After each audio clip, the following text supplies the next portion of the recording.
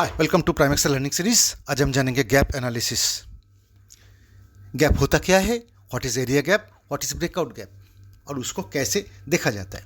इधर एक चार्ट है जिसको देखकर कोई भी समझ सकता है कि market is bullish, right. Price ऊपर जा रहा है। नाउ अगर आप जानना चाहते हैं कि कब बाई करना है, देन आई टेल यू कि इससे पहले जो कुछ आपने सीखा है, डाउ concept, price pattern, candlestick analysis, इतना कुछ काफ़ी है ट्रेड करने के लिए। But this is a bullish chart, इतना हम देख के समझ में आता है। लेकिन ऐसा बुलिशनेस कब तक रहेगा, ऐसा चार्ट कब तक रहेगा मार्केट? क्या मार्केट अब वीक हो रहा है, बहुत देर बुलिश हो गया, क्या अब ये वीक हो रहा है? भाई सब जानने समझने के लिए हमें करना है एक गैप एनालिसिस। इसको कैसे करेंगे? सबसे पहले हमें समझना है स्पॉट द गैप। पहले तो गैप को ढूंढने निकालना ही है। What is gap filling, gap कैसे फिल हो जाता है, and how to qualify trend gap के साथ। उसके बाद ट्रेंड भी कैसे क्वालिफाई करेंगे। सो इस चार्ट में बहुत सारे गैप हमें दिख रहा है जिसको एक एरो से मार्किंग किया गया है। 1 2 3 एंड 4, 5 होना था लेकिन अभी 4 ही है। दिस ए मिस्टेक हुआ है लिखने में। So this happens due to price behaviour. ऐसा जो गैप है ऐसा क्यों होता है?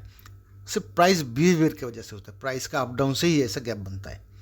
सपोज कल एक शेयर का प्राइस क्लोजिंग के समय 150 था और आज जब मार्केट ओपन हुआ है तब ओपनिंग प्राइस हो गया था 180, यानी 150 से 180।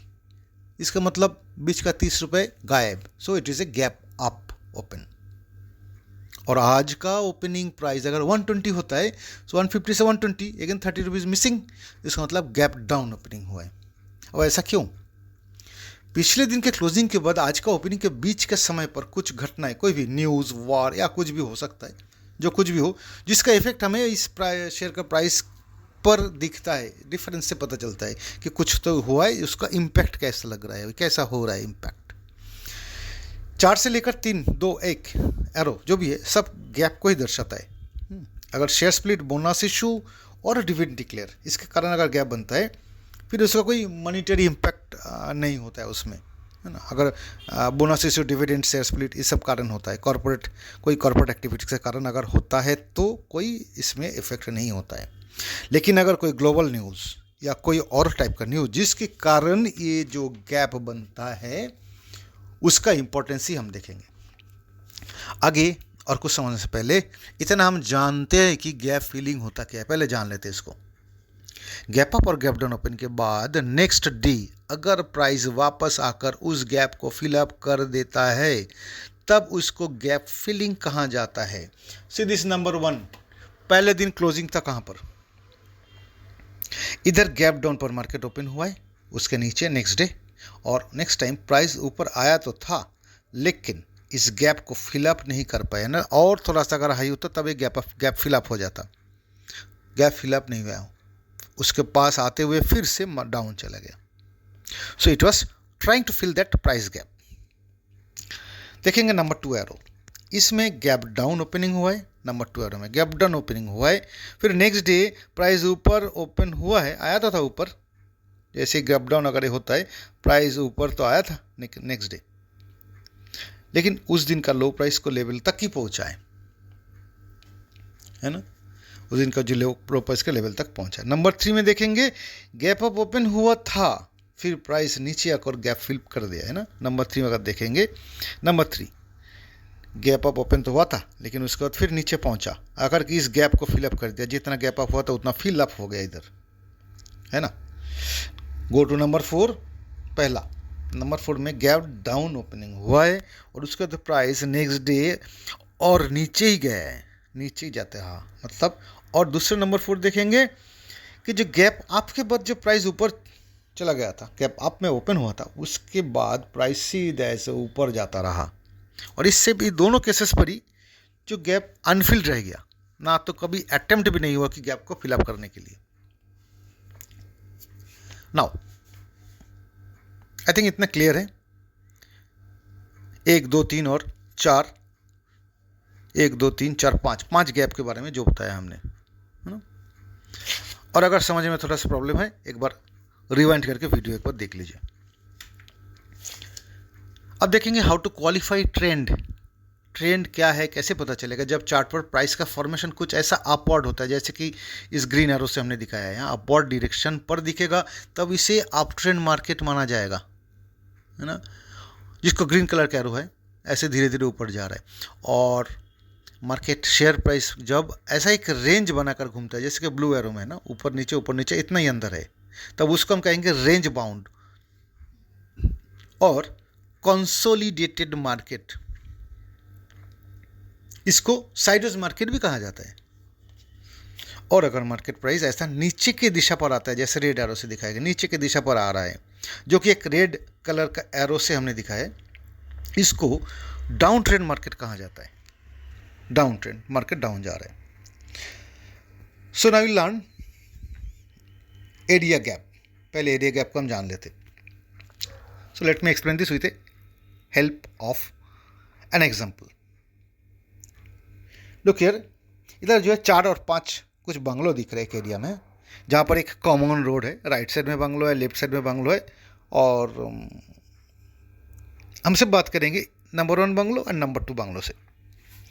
नंबर 2 बंगलो में क्या कौन है? एक रहता है ए और नंबर 2 में रहता है बी।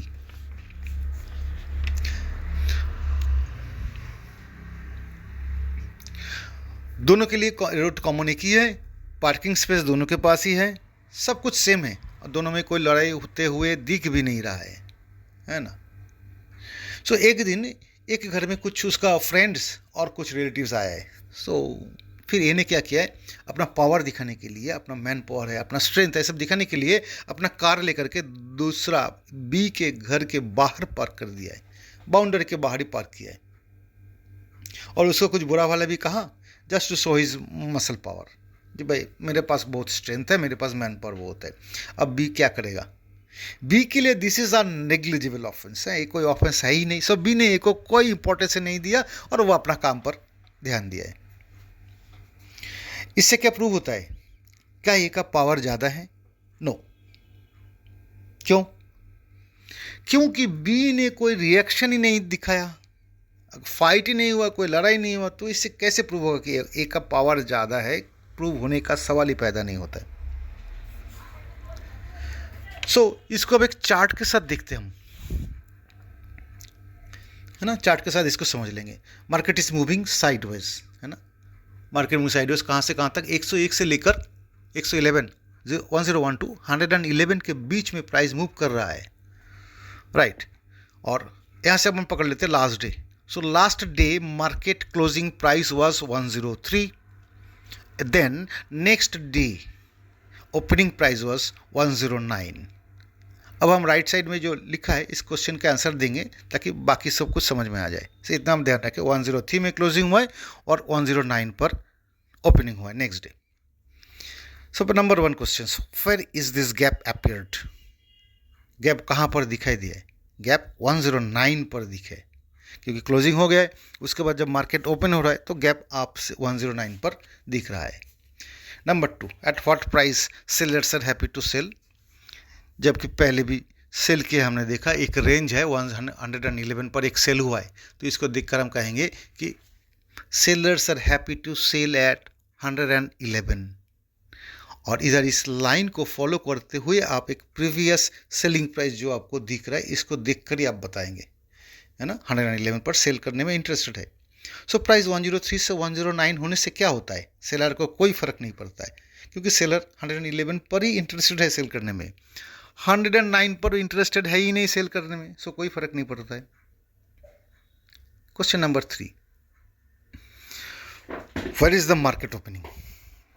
सेम है, मार्केट ओपनिंग 109 पर है। Number 4 question, will sellers be interested to participate now? क्या सेलर अब इंटरेस्टेड होंगे इसमें सेल करने के लिए? नो, क्योंकि सेलर 111 पर बेच रहा है, अब 109 पर क्यों इंटरेस्टेड होंगे? So they are not interested, right. Then number 5, does this shows the strength of buyer? क्या इसमें दिख रहा है क्या बायर का स्ट्रेंथ बहुत है, बाइंग पावर बहुत है? No. Number 6, will this day have high volume? In this situation, there will not be any high volume bar. क्योंकि मार्केट जो है बहुत ही एक नॉर्मल एक मूवमेंट कर रहा है रेंज के अंदर, कोई स्पेशल इफेक्ट इसमें आएगा नहीं, तो वॉल्यूम बार, बड़ा सा वॉल्यूम बार कैसे बनेगा, किस कारण, है ना? सो नहीं बनेगा।